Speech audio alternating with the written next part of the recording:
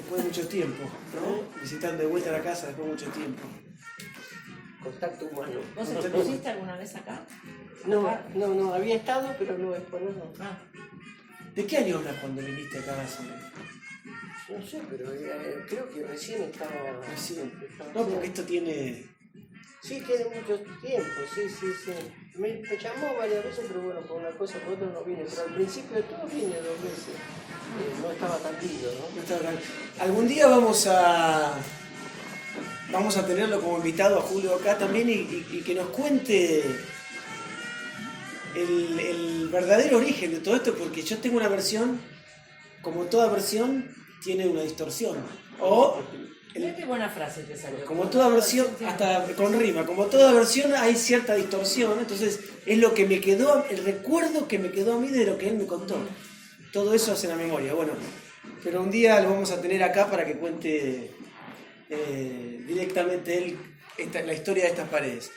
Aprovechamos para saludar a las personas que están del otro lado, que nos acompañan ahora en vivo y las que nos ven después. Y también aprovechamos para saludar del otro lado de todas las cámaras que tenemos enfrente, a nuestra productora Carolina y a Teo, que bueno, que sin ustedes toda la parte técnica quedaría renga.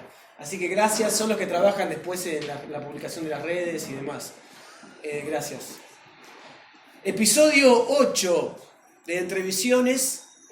Pretende ser una charla entre amigas y amigos y reflexionar acerca de el arte o la política y ese puente que hay entre la experiencia subjetiva de cada artista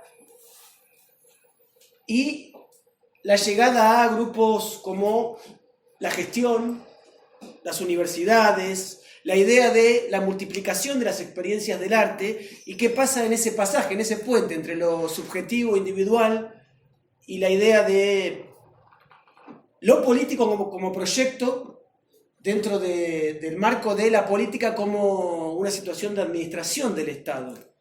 Y en función de eso también, ¿por qué no conversar acerca de la historia del arte en la Argentina, de la cultura y de una de las patas de la cultura, una de las tantas patas que tiene el entramado complejo que llamamos cultura, que es el arte.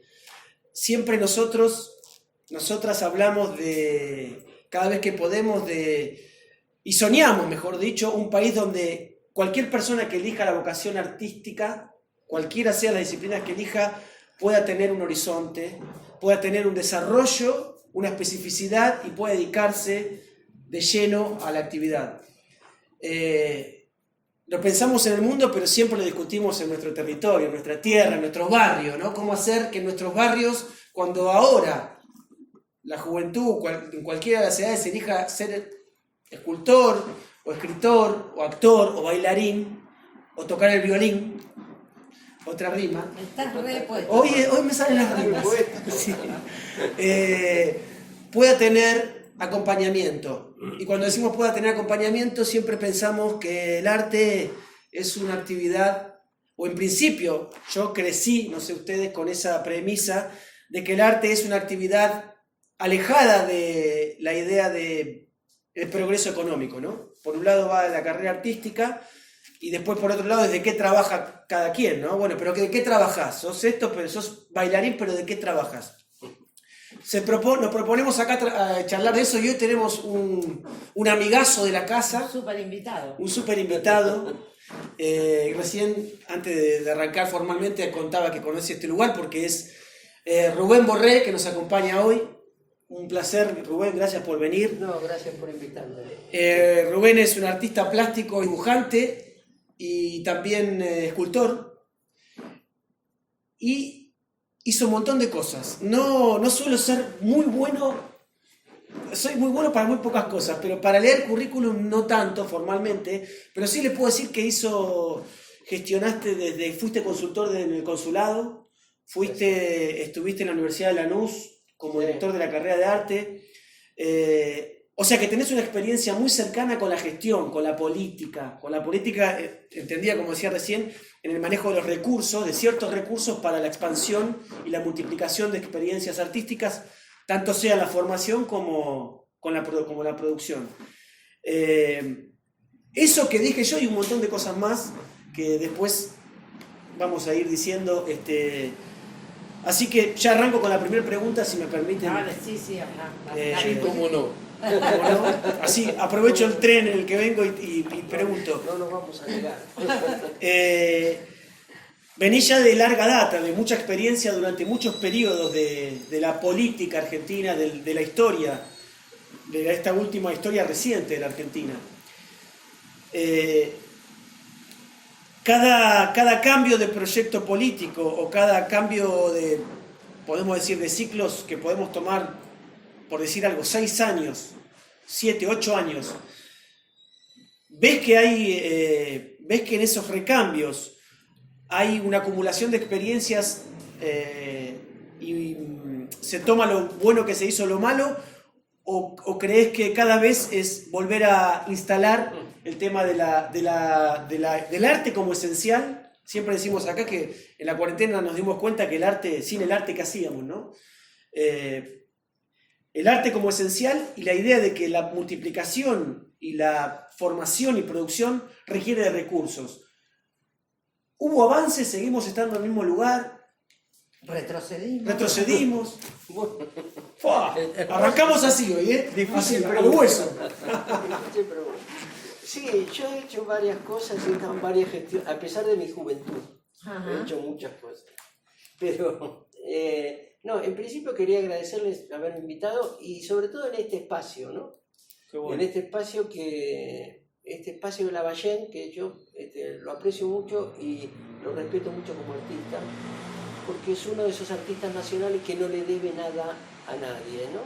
Me refiero a la penetración de la imagen, ¿no? Es un tipo que hace lo suyo, lo hace bien, y hace pintura argentina, ¿no? Yo creo que hay que defender la escuela argentina, hay que empezar a decir y hablar de la escuela de la pintura argentina. Y ahora, con lo que vos decís, mirá, yo recién antes de comenzar estábamos hablando y yo recordaba que, ahí sí era joven en serio, cuando se hizo el Malvenido Rockefeller en el año 69. Uh-huh. Contanos, perdóname, ¿qué sería eso? Claro, en el año 69, con la dictadura de Onganía, entre tantas dictaduras que tuvimos, vino Rockefeller a jugar un partido de polo con Onganía y a firmar algunos tratados. De paso, firmaron. Claro. Entonces, desde la Sociedad Argentina de Artistas Plásticos, que en aquella sociedad, como hablábamos recién, que aquella era una sociedad combativa y ideológicamente hacía política, ¿no? Porque bueno, una cosa es hacer política cultural, otra cosa es hacer política con la cultura, ¿no? Uh-huh. Ahí un grupo de artistas, destacados artistas, que han sido una bisagra, como Juan Carlos Di Stéfano, Carlos Alonso, Ignacio Colombres, Venturi, que fue secuestrado y desaparecido en el 77. Armaron una muestra, Ricardo Carpani, que hizo el mural, y estaba Di Bianco también, Pascual Di Bianco, que yo no llegué a conocerlo. Y ellos hicieron una muestra que se llamaba Malvenido Mr. Rockefeller. Y todos trabajaron con esa temática. Como se imaginarán, al otro día la clausuraron. Sí. La sociedad pusieron unos 4 o 5, estaba en la calle Florida en esa época, y nosotros íbamos, éramos pibes y nos parábamos en la esquina a mirar, estaban los milicos ahí, ¿no? Bueno, eso fue como una bisagra para mí, como una cosa, y además estaban los tipos, que para nosotros eran tipos grandes, pero era Carlos Alonso, Colombia, que tendrían 40 años, ¿viste?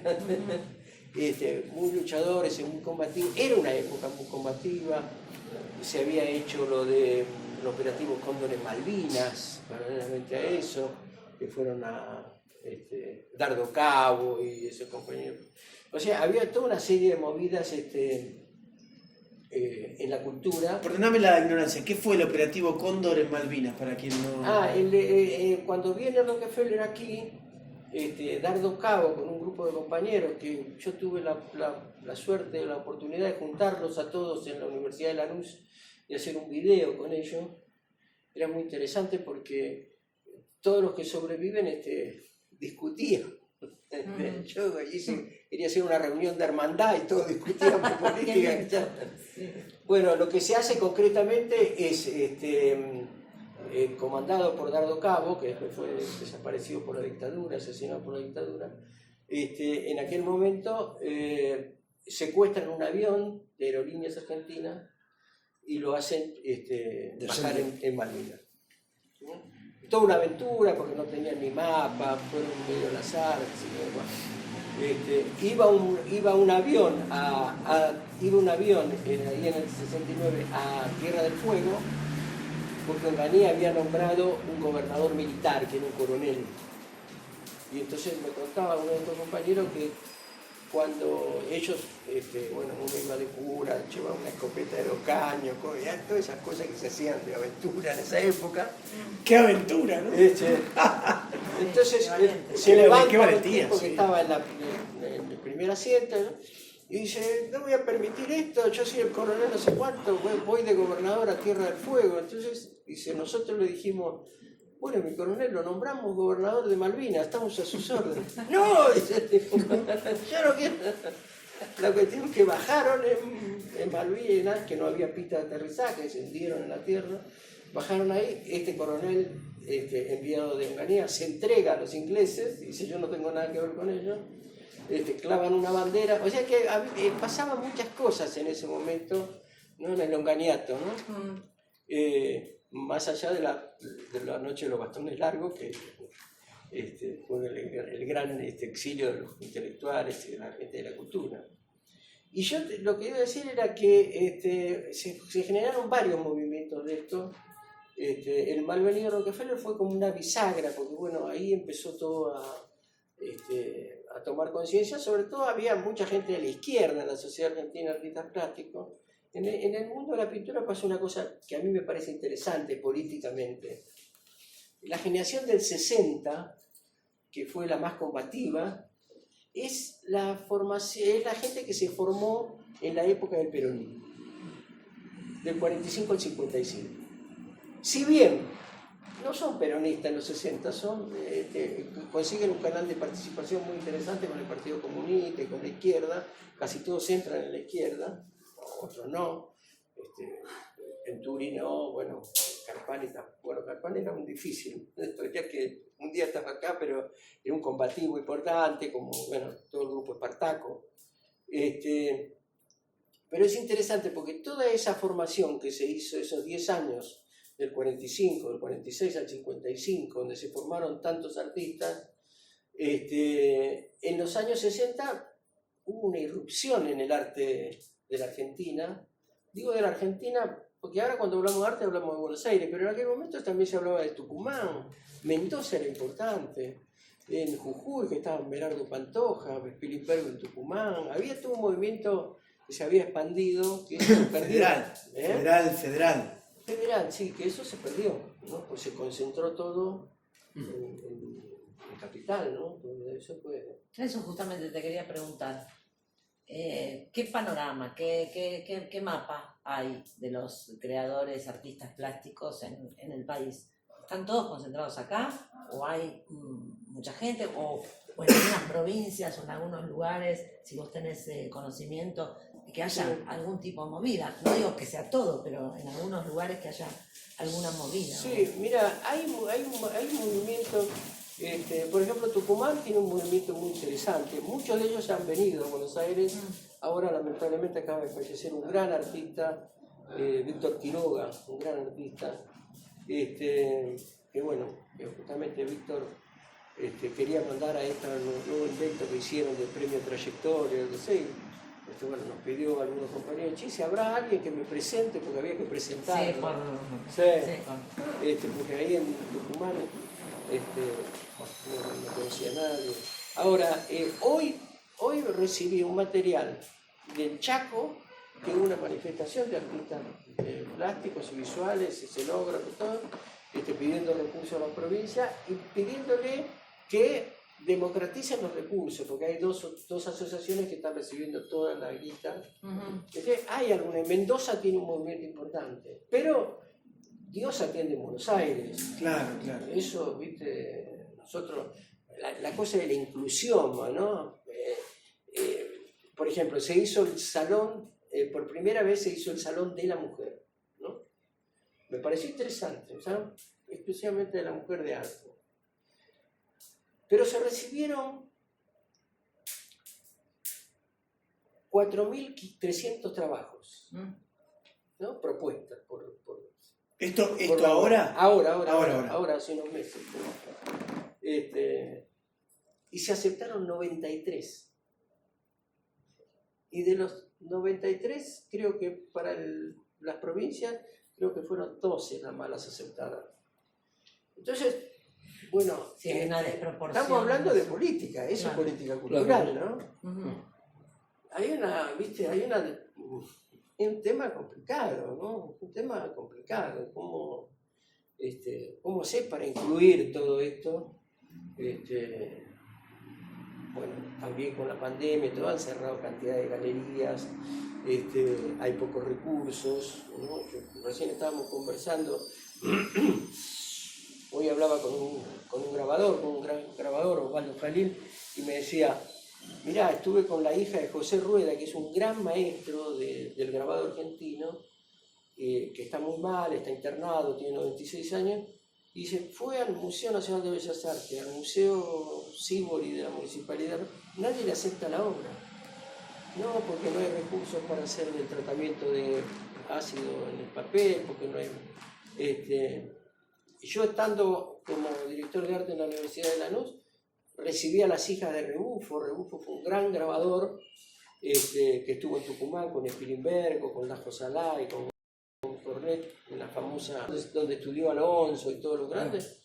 Bueno, pasó lo mismo, donaron 30 obras a la universidad porque nadie les aceptaba la obra, ¿no? Yo creo que falta una política de inclusión de los vivos y de los muertos también, ¿no? Porque revalorar las raíces, porque si no estamos complicados, sí, ¿no? y también abrir espacios para que los artistas vivos, sobre todo, puedan mostrar su obra y puedan tener un panorama un poco más alentador. Claro. Porque siempre me da la sensación que es una actividad muy en solitario, la del artista plástico. ¿Es así? Sí, es un poco así. Contemos que la segunda carrera de Alejandra es ser... No, no es segunda. Dice cada pavada. No, pero yo vi esculturas tuyas. No es una, primero, la actuación no es una vocación. Para Perdón, pero la palabra carrera. No, que adoro el arte, todos los no, porque vi unas cosas que vos hacés que son hermosas. Claro, porque me gusta la escultura. Bueno, el modelado en barro y todo eso. Bueno, eso mucho más que modelar en barro, ¿no? Pero nada, por eso. Bueno, a propósito de lo que decís, los escultores, pobrecitos, ¿no? Bueno, me imagino que dentro de los artistas plásticos los escultores lo tienen más difícil todavía, o es una... Y sí, porque para el traslado de la obra, para los talleres tienen que ser grandes, ¿no? Es un tema realmente muy complicado para los escultores, es muy complicado. ¿Y cómo se hace según tu criterio claro, con políticas culturales que acompañen, pero cuáles serían... 2 o 3 cosas que desde el Estado habría que hacer para darle algún tipo de contención, algún tipo de esperanza a una actividad que nos proporciona tanto placer, tanto gusto, tanta reflexión, tanto... ¿Qué habría que hacer según tu criterio? Bueno, por ejemplo, en el tema, ya que estamos con el tema de los escultores, hay que volver a emplazar obra en la vía pública, hay que volver a hacer eso. Claro. Hay que volver a hacer eso, porque... nosotros tuvimos un origen después de la generación del 80, con la generación del centenario, que emplazaron todos sus próceres, sus héroes, por la palabra Avenida Libertador, ¿no? El Alvear, el Sarmiento en la Plaza de 3 de Febrero. Ahora, ese país oligárquico que mandaba carne y trigo a París y traía supuestamente lo que ellos creían que era la cultura, la porcelana de Limón, los cuadros, todo lo que sabemos. Cuando mandaron a hacer eso, el Alvear se lo mandaron a hacer a Burdel. ¿no? El discípulo directo de Rodin. El Sarmiento lo hizo Rodin. El pensador que tenemos en Congreso es la séptima copia hecha por Rodin. Digo, apuntaron ahí, negaron todos los artistas argentinos, sí, es cierto, pero pusieron a los mejores Y nosotros tenemos que volver a hacer eso, pero ahora tenemos que poner a nuestros artistas, a nuestros escultores. Tenemos que emplazar a Juan Carlos Di Stefano, a Leo Vinci, a los grandes escultores que no se emplazó más. No se emplazó más. Es terrible. Y hay veces se juega políticamente. Yo soy un hombre que siempre jugaba a la política, soy un hombre del peronismo, he estado siempre militando, pagué mis cosas, la pasé muy mal, pero no se puede ser, mirá, compañero, pues, ponerle la obra, no hay que poner a los mejores. Y sobre todo hay algo que... Yo hablo así, proyecto, no se asusten, No, porque sí, yo te siempre sentimos. tengo la sensación de como que Que estamos mejorando cámaras, dentro de poco vamos a tener un micrófono, por eso trato de proyectar. Está bien. Y encima estoy un poco difónico. Pero pensaba, muchos de nosotros cuando viajamos a otras ciudades, si tenemos la posibilidad de viajar a otras ciudades del mundo, esas ciudades del mundo tienen valor porque emplazan obras de arte en la vida pública, ¿no? Y ese valor, sacamos fotos y mandamos postales, e incluso compramos postales y nos las sacamos, es porque hay una política para dentro de que el arte es parte de la vida, ¿no? Es parte de la cotidianidad, claro. de lo cotidiano, de la ciudad, de las calles. A mí, yo te escucho, Rubén, y me da tristeza, la verdad, porque nosotros, actriz, actor, músico, actor, dramaturgo, ya que te presenté, por ejemplo, los actores y las actrices tenemos un instituto que generamos un proyecto, tenemos un sueño, leemos un texto, nos da ganas de tenerlo, de ponerlo en escena, tenemos un lugar al cual acudir y que si tenemos suerte nos den dinero y lo podemos hacer. Y lo llevamos adelante. Eso no garantiza poder vivir de eso, ¿no? Yo creo que eso es muy difícil en el mundo, la idea de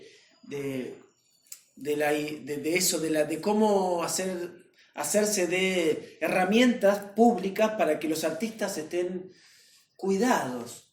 Sobre todo los vivos de mucha trayectoria, me parece a mí. Y lo de poca también, pero digo, sobre todo aquellos que han puesto el cuerpo, han hecho memoria del arte, memoria de la tradición artística de la Argentina, latinoamericana, porque la memoria es un factor central, ¿no? Central de todo. Sin eso no hay casi nada de lo que viene. Podríamos ser cualquier cosa si no hubiese memoria simbólica en lo nuestro. Entonces me da pena porque digo, y acá voy a contar un hecho que pasó hace muy poquito tiempo. Un amigo en común hizo una exposición en el Museo Nacional de Bellas Artes de la Argentina, el único que hay. Creo que es el único museo nacional, ¿no? El Museo Nacional de Bellas Artes. No, hay otro museo nacional. Hay Es el más grande de todos. Pues el más grande de todo, que está en Libertador, el museo de acá de Buenos Aires. Expuso su obra. 300 piezas. 300 piezas la trajo desde París en un barco, pagaron fortunas en el seguro. Él es un tipo, es un amigo que es grande, que tiene 80 y pico de años, que tiene una trayectoria, que se fue con el exilio del 66 que vos nombrabas, se tuvo que ir exilado porque cerraron, por la dictadura de Onganía, cerró el Ditela y muchos se fueron, entre ellos muchos artistas. Se fue, en París le dieron asilo, vive en París, viene a Argentina, trae su obra, expone, termina la obra y se levanta las 300 obras y se las lleva las 300 de vuelta. Ni una le compró el Estado argentino, ni una al museo, ni una a nadie.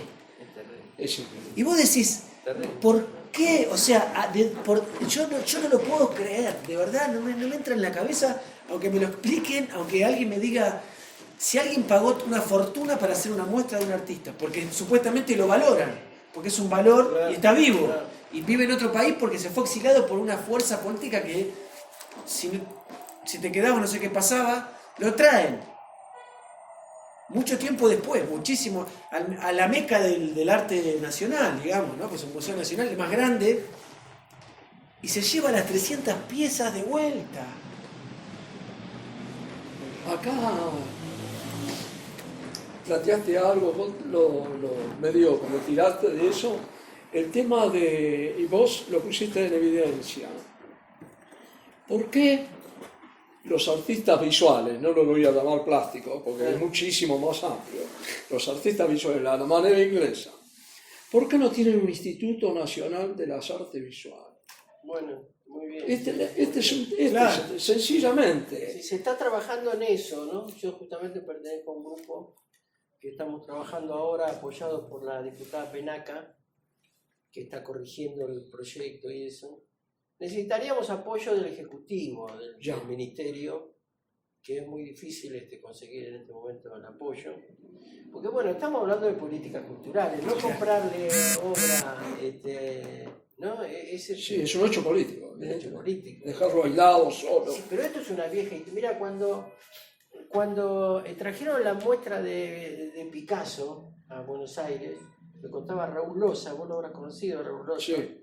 Me contaba Raúl Loza que cuando trajeron la muestra de Picasso a Buenos Aires, todo un grupo de jóvenes artistas que le habían pedido, era por los años 20, le habían pedido al gobierno que compre pero Picasso. 1, 2. Venían haciendo una itinerante por las principales capitales de América. Y entonces, no, prefirieron porque alguien había recomendado comprar a, ¿cómo se llama el que hacía las gitanas? Manolo Valdés, el sevillano, y compraron, no, porque con lo que compraríamos ese Picasso, podemos comprar 4 de este. Bueno, la cuestión es que lo compró el Museo de Arte Moderno, ahí ese Picasso con el que se ven tantas reproducciones. No se le compró una sola pieza. ¿Y cuánto vale? 1000 veces más, ¿vale? A Picasso tampoco. No, Picasso no iba a comprar una pieza. Bueno, esa eso es política cultural, ¿no? Porque el tema es ese, cuando vos decís el único museo, sí, acá se reprodujo políticamente en arte lo que hizo, yo qué sé, París, en aquel centro y periferia. Claro. ¿No? Nosotros nos declararon periferia, París era el centro y ahí venía el mandato de todo el impresionismo, el neoimpresionismo. Bueno, acá se reprodujo lo mismo. Se hizo el Museo Nacional de Bellas Artes en Libertador y Pueyrredón y no se hizo nada hasta La Plata. Se hizo el otro museo. Ahí en el Museo de La Plata, que armaron lo mismo, el único grano maldito que le salió es en el año 38, en el año 40, que Quinquela Martín hace el Museo de la Boca en contra de la academia, porque hacían el contrasalón, porque lo rechazaban a los artistas de la orilla, y hace el contrasalón y hacen el museo. Que lo inaugura después el general Perón con Evita, ese museo. Vos sabés,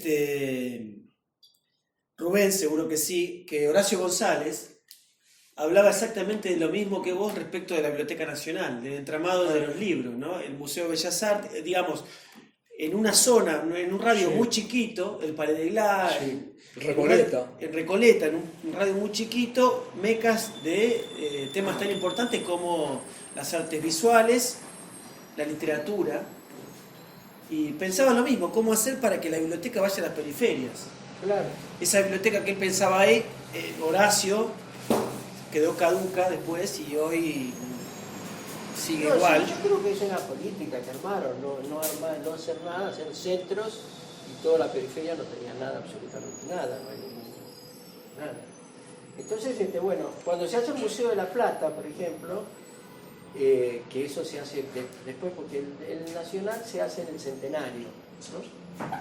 Que primero se hace en las Galerías Pacífico, después en el Parque de San Martín, y después termina reciclando Eso eran los tanques de obra sanitaria que tenemos actualmente. Y TAI lo renueva y lo hace museo. En los años 20, en la época de Irigoyen, se inaugura el de La Plata. Y ahí pasa una cosa muy curiosa. Ahí nombran una mujer como directora del museo, que es Ernestina Rivadeneira, una hija de inmigrantes gallegos, una tipa muy joven, 20 y pico de años, había estado en Madrid como copista del Prado, y esta mujer hace el primer salón de la provincia de Buenos Aires para comprar obra con los premios, y bueno, hace el salón, gana el premio Gramajo Gutiérrez, tucumano, con una pintura muy nacional que no tenía nada que ver con el impresionismo y nada, molesta mucho todo eso. Se va a Irigoyen, viene a Alvear, perdura, y cuando viene el golpe de Uriburu, le da una patada y la echan. De golpe en golpe. De golpe en golpe, ¿no? Siempre y nombran literal. a Petoruti. Petoruti, que es el artista de la modernidad, un gran pintor. Petoruti es un gran pintor, pero es un gran pintor francés, ¿no? Es un gran pintor cubista francés, con una paleta, con una luz admirable, pero es que viene a instalar la vanguardia, esa es la modernidad. Petoruti cierra el museo durante un año, apoyado por Uriburu, que lo pone en función, y empieza a comprar obras en París, yo qué sé, con el impresionismo. Está desde el año 30 del golpe de Uriburu hasta el año 47 que el peronismo lo invita a retirarse de la dirección del museo, que se arman unos escándalos. Bueno. Ahora, podemos creer que el museo se llama Petoruti y que de Ernestina no hay una sala que se llama Ernestina Rivadeneira. Eso es política cultural. Claro. Hay una frase de Edgar Bailey que dice: es infinita tanta riqueza abandonada. Muy bueno. ¿No? Describe esta situación del arte como arena que se va de las manos, y la idea del faro, digamos, del Museo de Bellas Artes como un faro que iba a iluminar. Mientras lo que pasó, ese faro se convirtió encandiló a todo el mundo y nadie pudo hacer más nada después de esto. En el mismo objeto, digamos, cómo fue cambiando del lugar. Hay algo que te quiero preguntar que nos está dando vuelta aquí. Y que Hace rato. Acerca de la industrialización del arte, o el arte como industria, etc. Hay algo dentro de las artes visuales que digamos, pertenece a una tradición antiquísima que tiene que ver con la artesanía, con las manos, que tiene que ver con el objeto único, que tiene que ver con montones de cuestiones, ¿no? ¿Cómo hacer para que esos elementos que son piezas únicas pasen a la difusión, digamos, sean reconocidos por el conjunto de la sociedad, no solamente porque estén colgados en un museo? El Gallego Gómez, una vez, que acaba de fallecer, un notable escultor, una vez hizo una prueba conmigo, me mostró un cuadro de Rafael y me dijo qué dimensiones tenía, y yo le dije debe tener 50 por 70, me dijo tiene 18 por 7, era una estampita chiquitita así. Es decir, allí se ve de algún modo, en ese experimento, se ve la dependencia que nosotros tenemos con los centros mundiales, donde se genera el sentido común de lo que es la vanguardia o lo que se debe consumir en el conjunto del globo, la globalidad del arte, digamos, ¿no es así? O sea que ese Rafael, que era una estampita que él había pintado, uno se lo imaginaba como una cosa. Nosotros, claro, casi toda nuestra educación es sobre los libros. Los libros no son los cuadros originales. Este tipo de cuestiones, ¿cómo te las planteas vos? ¿Qué tipo de solución ves a esto? Creo que lo que decís es importante. Nosotros tenemos una cultura como generación, una cultura de las reproducciones, ¿no? A mí me pasó, yo empecé a viajar ya grande Y yo qué sé, cuando vi, no sé, Velázquez, por ejemplo, yo era un apasionado de Goya, y cuando vi Velázquez, uy, la puta, digo, este es un monstruo. Claro, ese cuadro inmenso, yo qué sé, y la pincelada se veía ahí en la rueca de la... ¿no? Y nosotros veíamos esa cosa brillante y prolijita en la escuela, ¿no? Ahora, yo creo que hay una cosa, nosotros tenemos una escuela, por ejemplo, hablando de la reproducción y del arte múltiple que llega a todo, de grabadores maravillosos, empezando por los artistas del pueblo, los anarquistas, Abraham Vigo, Facio de Becker, ¿no? Todos esos tipos que en los años 20 empezaron a pintar, a grabar y a dibujar la urbanidad, que terminó esa pintura campestre, y empezaron a hacer la gente que juntaba basura por la calle, las prostitutas, los chorros, empezaron a hacer otra cosa. Bueno, yo creo que nosotros tendremos que tener un museo importantísimo del grabado, que no lo tenemos, es una vergüenza. Nosotros tenemos grabadores de Spilimberg, bueno, Berni ganó la Bienal de Venecia. Aida Pocos Carballo. grabadores en América. Aida Carballo. Aida Carballo, un monstruo. Entonces, yo creo que eso también es política. Digamos, el arte del grabado, que se multiplica, que es una cosa. En la época de los artistas del pueblo, los anarquistas de Barraca, se paraban en la puerta de la fábrica los días que cobraban las quincenas. Y los delegados, cuando salían los muchachos, decían, comprá un grabado. Dice, ¿para qué? Comprá para tus hijos, tenés que llevar un grabado que vale 2 pesos. Genial. Y entonces compraron y se llevaron el grabado a la casa. ¿No? Bueno, a mí me quedó picando esto que decís. En marzo, Julio Lavallén vino a presentar una muestra. No, los cuadros que vemos son de Julio Lavallén, no esta muestra, pero vino a presentar otra muestra que está en el otro salón. Y en una de las charlas con otras personas, él hablaba de la importancia, antes en el inicio mencionaba, y siempre con Alejandra Olam, con Rubén, lo esencial que fue el arte en el encierro, ¿no? Decíamos, las películas, la literatura, y Julio Lavallén me decía, ¿y la obra? No es lo mismo sentarte horas ante una reproducción mecánica que ante un original. Pero ¿quién puede, por esto que decís, lo que decían, comprar un grabado para tus hijos? Que va a ser un grabado original que lo hizo a mano una persona X, un artista determinado, que es original. Hay uno, no hay 28.000. Después hay muchísimos de otros, pero ese hay uno. Entonces con Julio me decía, ¿cómo hacemos para establecer, digamos, ¿no? Y pensando en la política, en la gestión, ¿no? La idea de tener un original, una pintura original, cuando yo tengo la primera edición de un libro, digo, tengo la primera edición de los cuentos de Borges, ponele, viste, que sale fortuna, que hay que ir a buscarla. Yo compré, viste que cada vez que se encuentra una edición de un escritor es la primera edición. Un original de una obra de arte tiene que ver con la cultura y con la política cultural. ¿Cómo valoramos eso?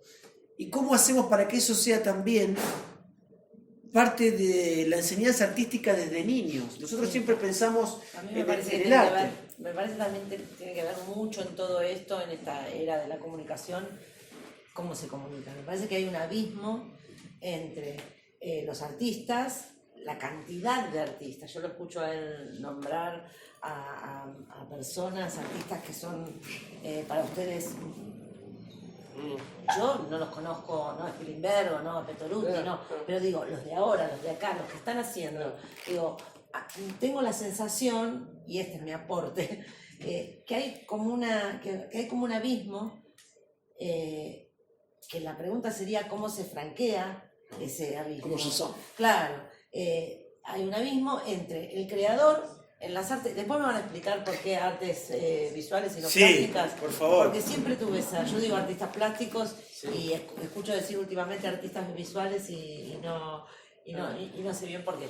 Como que quizá engloba a muchos más artistas de diferentes ¿no? Debe ser eso. Sí, yo, bueno, nosotros, por ejemplo, con el tema del instituto, Mm. pusimos artistas plásticos y visuales. Ah, ¿Y por qué? Perdón, Rubén, del proyecto del instituto. Sí. Sí, el Ah, proyecto, el el proyecto del instituto. Ojalá sea un instituto, Sí, pronto. ojalá, sí. Ojalá. ¿Por qué pusimos plásticos y visuales y no solo? Porque el artista plástico es el que trabaja la materia, el que recrea una materia. Ah, Y el visual puede trabajar con una computadora, puede trabajar con una filmación, puede trabajar con la web, en fin. sí, y sigue siendo artista. Y sigue siendo artista y un creador. Ah, está bien. Bueno, está bien. Yo, por ejemplo, te digo, hay cosas que me preocupan. Por ejemplo, en la Dirección de Artes Visuales, en este momento de Argentina, en este gobierno, que es mi gobierno, ¿por qué no se hacen amigos de los artistas? ¿Por qué no ponen 2 o 3 artistas al lado de los teóricos? Que tenemos una cantidad de teóricos salidos con doctorados y bueno, la Universidad Liberal Argentina se está recomponiendo, yo lo entiendo, está mejor, ¿no? Sobre todo con las universidades conurbanas. Pero necesitamos al lado de los teóricos, necesitamos que los artistas, que los plásticos, que todos estén ahí contando, hablando. ¿Por qué no nos sentamos a lepar al lado de los teóricos? Digo, ¿no? Porque de pronto, todo este tema de lo visual, que tiene que ver como los artistas que trabajaron con la luz, por ejemplo. Llega un momento en que todos los medios que van apareciendo son apropiados por los artistas plásticos y usados de maneras distintas, ¿no? Claro. Van generando nuevas y nuevas formas, infinitas formas, ¿no? Esto del lugar para guardar las obras, para guardar el museo, una especie de banco de las obras argentinas, donde estén guardados los maestros, porque sin maestría no hay enseñanza. La enseñanza del arte tiene que ver con la maestría, tiene que ver con el pasaje de la experiencia del maestro al discípulo. Si se corta eso, ahí estamos en un problema, porque nos convertimos todos en autodidactas y tardamos 50 años para lograr lo que con un maestro lo tardaríamos 5, que sería lograr la técnica, etc. Ese corte a mí se me hace que es intencional. Es decir, yo soy muy desconfiado y se me hace que es intencional. O sea, separar al maestro del discípulo es intencional, no es un hecho fortuito. Sí, bueno, eso favorece la penetración cultural, ¿no? Porque, bueno, sin raíces viene lo de afuera más fácil, ¿no? Yo creo que están abiertos a todo, yo tampoco tengo una cosa, pero me parece que se discrimina un poco, ¿no? Y esto que está pasando, que vos decís, es terrible, porque hay grandes artistas que mueren, fallecen, y la familia no sabe qué hacer con la obra. Claro. Es terrible. Pero Increíble, grandes artistas, increíble. no tipo...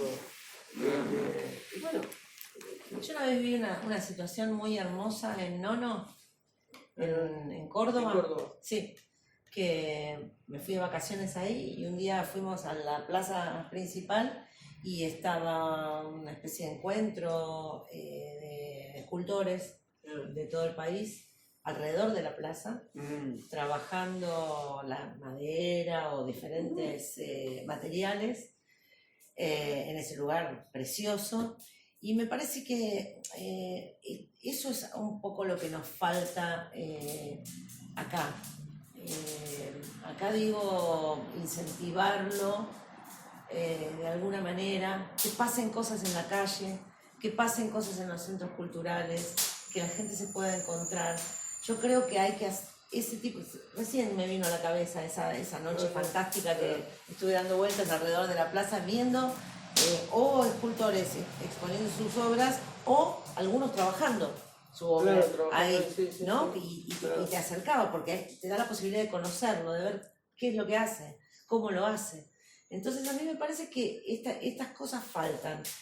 Me parece que falta en la ciudad de Buenos Aires, ni hablar, pero algo que sea convocante, que sea compartido, que sea una invitación a meterse para y permítanme decir, yo voy a seguir diciendo artistas plásticos, porque yo me refiero a los que trabajan, no a no la tecnología, que me parece bárbaro, y me parece que en esto del proyecto sí tiene que haber esa diferenciación, porque decir artistas visuales a todos, no sé si está bien. Me gusta. No, bueno, yo soy un pintor de la época de las cavernas, ¿no?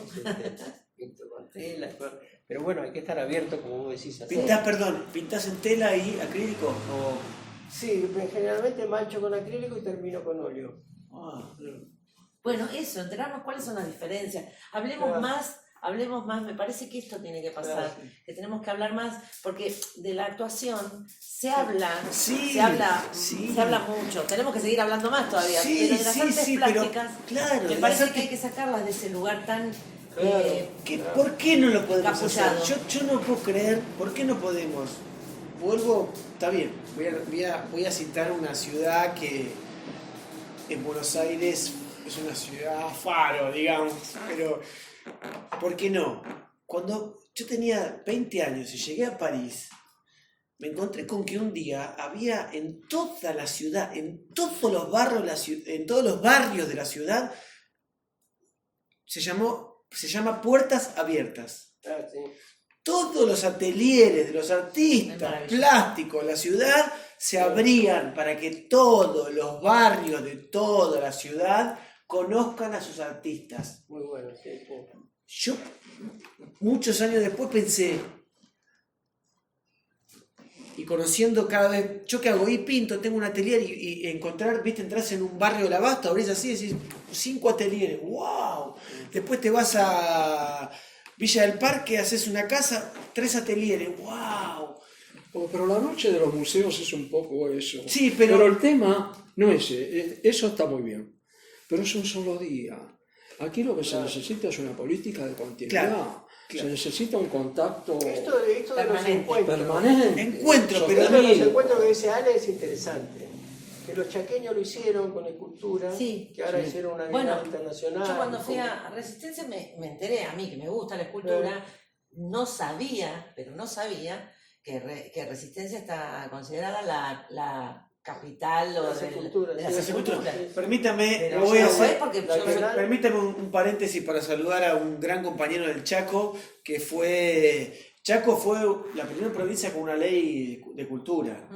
Nuestro compañero Teté Romero tiene mucho que ver con eso, seguramente con esto también, y con la idea de instalar que la cultura es esencial para cualquier política de Estado. Así que, perdón. Yo lo que digo, que estoy de acuerdo que cada ciudad o cada poblado tenga su capital del salame. Viste que hay capitales de todo, pero a mí me parece que hay que hacer una diferenciación entre el rubro que tiene que ver con la escultura, con cualquier otro arte y otras cosas. ¿Cómo no se sabe? Porque no era yo dije, bueno, soy una ignorante, pero después contándolo esto, la mayoría de la gente con la que yo hablé no sabía que Resistencia era la capital. Entonces digo, bueno, esto también me parece que nosotros lo que tenemos como país, no le damos bola, no le damos valor, no le damos importancia, no lo fomentamos. ¿Y qué falta, Rubén? ¿Cómo hacemos eso? ¿Qué falta? ¿Escucha? ¿Qué falta con una convocatoria, un encuentro? ¿Cómo hacemos para que las juventudes que están empezando en las artes plásticas? Yo creo que no, lo que plantea ella, lo que nos está pasando no es casual. Mira, ahora en este momento se acaba de hacer el Salón Manuel Belgrano, que es el premio municipal de la Ciudad de Buenos Aires, que es un premio a nivel nacional. El museo, la directora del museo de la ciudad, de la Secretaría de Cultura del Larretismo, puso un cupo de 30 trabajos por disciplina. ¿Cuál es la inclusión? ¿Cuál es la inclusión? Como 30 trabajos. Sí. A ver, explícamelo. Los jurados, nosotros somos jurados y nos dicen no pueden aceptar más de 30 cuadros. Como jurado. Disciplina. Pero ¿cómo? O sea, 30 artistas. Normal tenés que rechazarlo, sí. Pero haciendo una preselección. Haciendo la preselección. O sea, te vienen 1000. Sí, tenés que recibir 30. Pero tenés que recibir 30 después de haber visto los 1000 o tenés que recibir 30 los 30 no, primero. después de recibir los 1000. Puedes verlo todo. Entonces, Claro. solamente 30 tienen Claro. que quedar por eso. Pero quedan 30. Para después hacer, Yo lo que Para puedo. luego hacer los premios Claro, sociales. claro. Ahora, por eso, para después terminar esos eligiendo. 1000 Mm. no pueden ser exhibidos en el Rosedal de Palermo, los Bueno, 1000, claro, hay y una- que el público también tenga la posibilidad de ver todos los desarrollos, porque no necesariamente el arte es lo excelso. Hay, hay trabajos que no son excelsos, pero que están marcando tendencia de algo nuevo que va a venir, ¿no? Sí, o que No, bueno, eso cuando vos... Por eso no casualmente nos ponen en el lugar de las bellas artes. Claro, Claro, a eso me refería. Porque nadie habla de la bella carpintería o de la bella No, ingeniería. claro, el bello mobiliario. Sí, Sí, es claro, perfecto eso. Es Eso así. aleja, eso aleja. Aleja. Es Es así. un concepto Entonces, arcaico. bueno, Sí. yo estaba, mirá, me regalaron a través un catálogo, una galerista me regaló un catálogo del año 48, de la época del peronismo, donde el Premio Nacional recibió 1240 obras. Claro.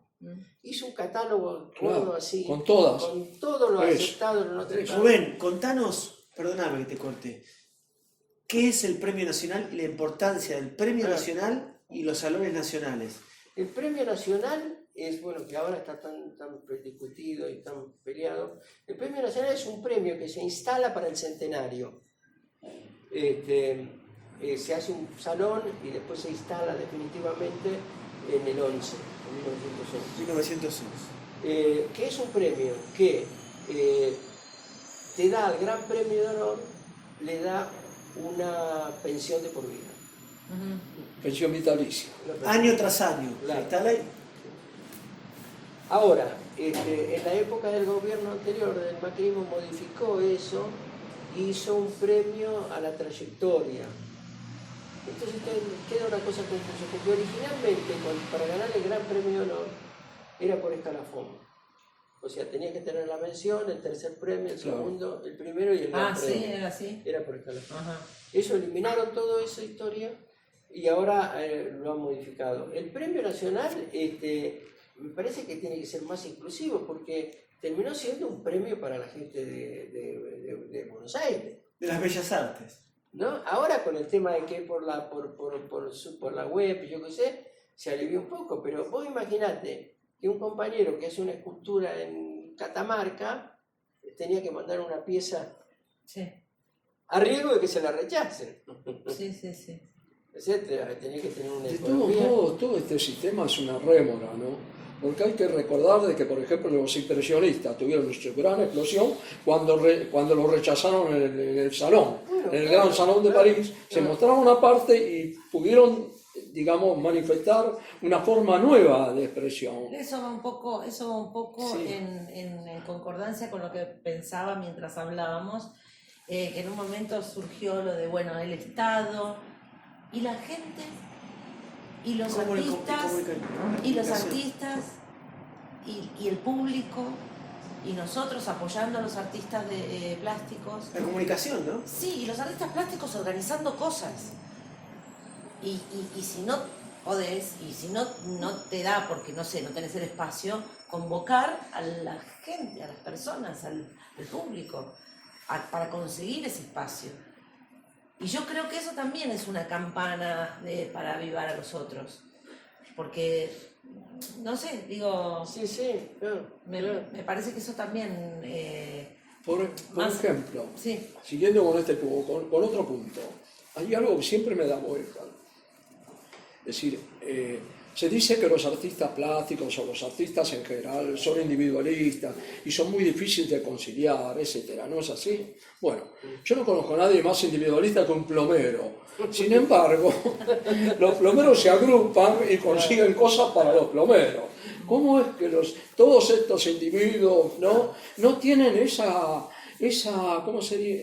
Han perdido esa capacidad gremial porque los artistas plásticos del Renacimiento se nucleaban en gremios, ¿no es así? Exactamente. O sea, esa capacidad fue perdida en nombre de un liberalismo y de un individualismo que nunca resultó. ¿Sí? ¿Qué falta para que haya algo unitivo que hagan que los artistas plásticos se conjuguen en la búsqueda de un sindicato de artistas plásticos? ¿no? No es nada loco sí, esta historia. No, además yo Del mismo modo que los actores tienen un sindicato, ¿por qué los artistas Claro. plásticos no tienen un sindicato? Esta es la pregunta No, que los me hago. actores tienen, bueno, vos fíjate que por ejemplo nosotros hemos tenido con los actores, el primer diputado de América fue Parravicini, actor. Claro, me pongo la gorra y salgo. ¿Eh? Me pongo la gorra y salgo, decía Parravicini. No, fue el primero, fue Sí. que llamaba la atención, ¿no? Bien. Un actor que había sido diputado Claro. de todo el mundo en la época, ¿no? Bueno, y ese tema que vos planteás, que pareciera que le han metido en la cabeza que el artista es un tipo que está encerrado en el taller esperando las musas inspiradoras en la soledad, es una mentira. Porque partiendo de afuera, Picasso era el Partido Comunista, la República lo nombró director del Prado y lo mandaron a París a hacer el Guernica para la Feria de París, y era un comprometido con sus cosas. Spilimbergo era un hombre del Partido Comunista, Berni era un hombre del Partido Comunista, Carpani era un hombre llegado al peronismo revolucionario, y digamos, han tenido serios compromisos. Carlos Alonso ha sido un cuadro importante del Partido Comunista, muchísimas del Grupo Espartaco, ¿no? Grupo Espartaco. El Grupo Les recomendamos que lean la historia del Grupo Espartaco, a los que miran que es una historia hermosa. Claro, bueno, claro. Y el Grupo Sur, por ejemplo, un grupo olvidado, un grupo peronista, que ahí estaba Ezequiel Linares, René Morón, Leo Vinci y Carreño, el maestro Carreño, que fueron echados y expulsados y declarados prescindibles por la dictadura en el 76, que habían estado, cuando vino Malraux acá a Buenos Aires, que lo llevaron a recorrer todos los abstractos y estaba todo el momento de los 60 de la abstracción. Cuando lo llevaron a ver al Grupo Sur, que estaban ahí en Barraca, le sacó una nota y dijo: he visto cosas maravillosas como las que veo en París, pero veo un grupo Hay algo que no está en París. que pelea por la Que está en identidad, Buenos Aires. pelea por la identidad. Y los invita a París. Bien. Bueno, el Grupo Sur no conoce a nadie. El sistema, las cosas, la batalla cultural, nos ganó y lo borraron del mapa. Nombraste algo que para Carlos nosotros... Cañas era el Grupo Sur, Carlos Cañas. Nombraste algo que para nosotros siempre fue, por lo menos para mí, fue como siempre pensar en algo romántico. Yo creo que vos preguntaste cómo hacemos, volver al romanticismo. Me acordé de la jamonería de Vieites, me acordé del Grupo Espartaco y de ciertos movimientos que se juntan por el simple hecho de que hacen lo mismo y piensan en que esa disciplina florezca. Y para cerrar, porque esto no deja de ser televisión, televisión independiente en medios independientes y amigables, te agradecemos mucho que estés acá, pero para cerrar te pregunto, en principio, si ves con buenos ojos y con un horizonte plausible de ser conquistado la idea de que la política, de aquí a poco tiempo, la política, las compañeras y los compañeros y la política en general, empiece a pensar el arte como un camino de emancipación de verdad, una emancipación verdadera, uno de los principales, la batalla cultural, como principal bastión de la batalla cultural. Y por último, ¿dónde queda? ¿Cuándo seguís pintando en medio de toda esta militancia y toda esta gestión que tenés? Bueno, sí, la famosa batalla cultural. Sí, estoy pintando, sigo Bien, pintando, siempre, muy bien. siempre he pintado, bueno, a pesar de algunas vicisitudes que he tenido, pero bueno, pinto de los 16 años, tengo 70, así que ya ahora, mira, no sé qué cambiar de profesión. No lo van a lograr. Bueno, yo te quería decir dos cosas. Sí. Una, yo estuve, antes de la pandemia, estuve en la Bienal de Arte y Derechos Humanos en Tarragona, en Cataluña, donde fue la batalla del Ebro. Ahí hay un pueblo bombardeado que se hace la Bienal, que lo declararon Monumento a la Paz. Invitaron 40 artistas de diferentes lugares del mundo. Estábamos ahí, alemanes, suizos, francés. Y Que nos argentinos. juntábamos a comer todas las noches juntos, que sé. Era curioso porque todos se quejaban y puteaban contra la política cultural, su gobierno, cosas así, que bueno, nos hermanamos un poco en eso, era muy curioso. Y otra cosa, era esa mirada que tienen hacia la Argentina o hacia Buenos Aires, ¿no? De admiración, de cosas, de conocen a los artistas, un seguimiento muy, muy interesante. Y como cierre, mira, yo con esto de la batalla cultural, leía la otra vez una cosa de Rodolfo Kusch, que dice Kusch, cuando llegué a la quebrada de Humahuaca, dice, los quechuas, los collas, clavaban un poste, colgaban la cinta, la reliquia, las cosas, y danzaban alrededor. Y entonces la comunidad se unía en esa danza. Y pensé, dice Kusch, nosotros también sabemos bailar y sabemos poner ofrenda. El problema es que danzamos alrededor de un poste que no nos pertenece. Ese poste es la identidad de ese pueblo. Y nosotros tenemos que encontrar ese poste para danzar alrededor y dejarnos de poder de estar mirando hacia afuera permanentemente.